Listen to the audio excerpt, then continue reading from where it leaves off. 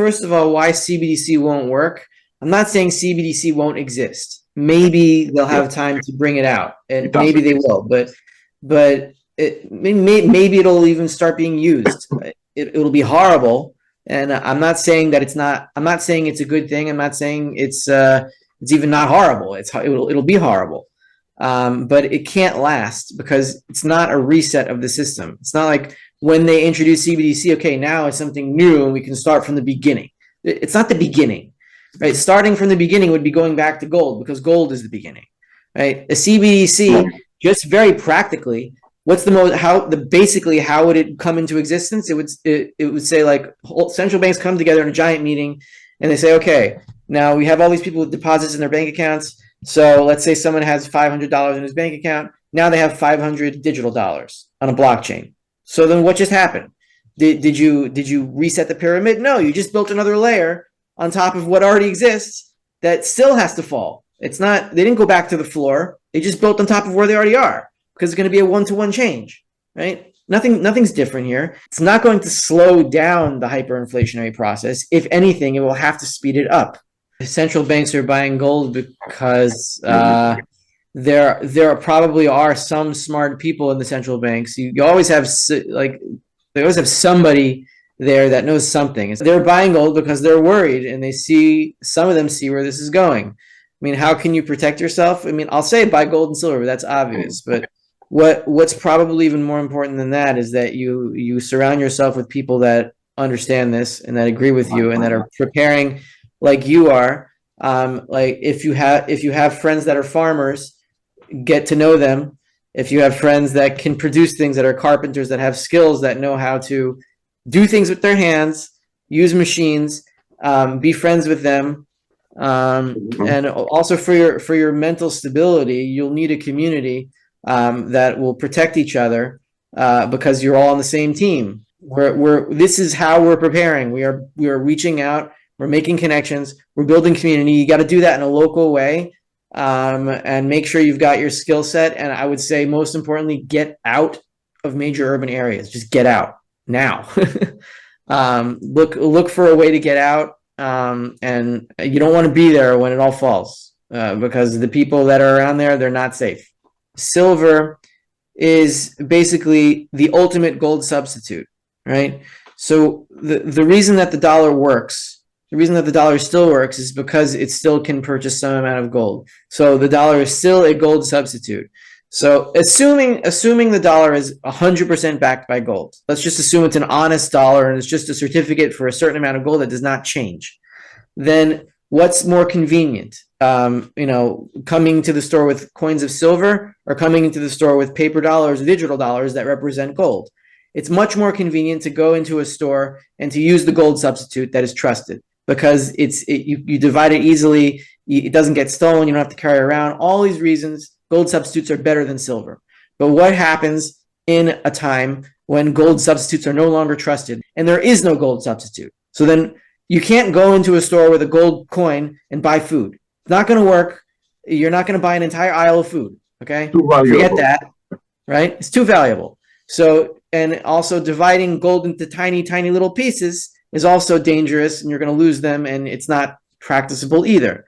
So you'll need a gold substitute.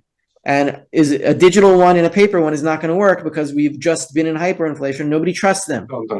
Okay, so the only thing you can use is a silver coin. So there's going to be a window, I don't know how long it will last, when we will go back to the original monetary ratio between gold and silver, which is about 15-1.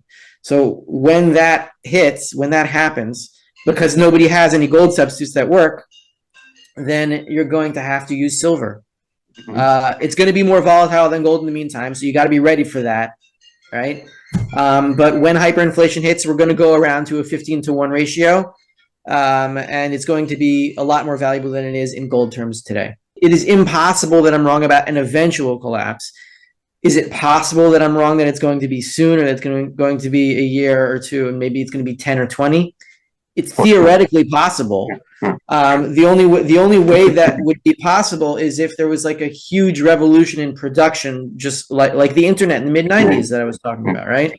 If let's say, for example, all of a sudden they figured out fusion, cold fusion or whatever, and now energy is free and it costs nothing, and then all this stuff would change and everything would be a lot cheaper in real terms.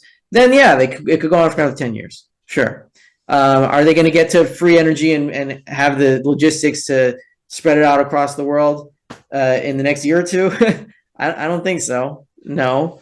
If there's some other kind of miracle where production increases phenomenally, then yeah, it could be postponed. The inflation is going to be ineffective, meaning when they print more money, it's not going to be able to claim any more goods and services. And then they'll lose all their power, and then there'll be a reset, but a reset not on their terms, but on our terms. And there's no our. We're not like one unit here that has one agenda. There's many different agendas because there's many different markets, and we'll break up into that sort of thing again. When you say inflation or deflation, when I say inflation and deflation, I assume we're talking about the money supply and not the effect of the money supply on prices, where you can see like your grocery bill goes up by 10% and whatever. Okay, that's not what we're talking about. That's just an effect. Yeah. And this is not just an academic point. It's very important. So yeah, we are undergoing a very strong period of deflation now because the money supply, and I don't know about every other country. I haven't researched every country, but the dollar supply is definitely deflating now, and deflating pretty quickly. Mid-1990s, the money supply was falling because the Fed had undergone this huge tightening campaign in 1994. It was a very bad year for the bond market, right? Because they were hiking 75 basis points 3 times. They did that. That was in the mid-90s. And so you'll say, oh, well, why didn't everything crash back then? Well, the answer was because the internet was starting to get popular. It was really globalizing trade, and goods and services started to get a lot cheaper in real terms. But the falling money supply didn't really cause a financial crisis because everyone got richer in real terms anyway. Now, is that happening now? No, it's not. People are definitely getting poorer. We see it everywhere. I see it in my neighborhood. I see it in other cities. I mean, it's pretty obvious now. They could save us. They could, but they would have to just stop printing and completely, and then revalue. And then when the pyramid falls, they would have to revalue their gold holdings to say, okay, now it's not $1,900, $2,000 an ounce. Now it's like $50,000 an ounce, or whatever it's going to be. And then our balance sheet is completely backed by gold. All of our dollars that are out there now are backed by gold completely.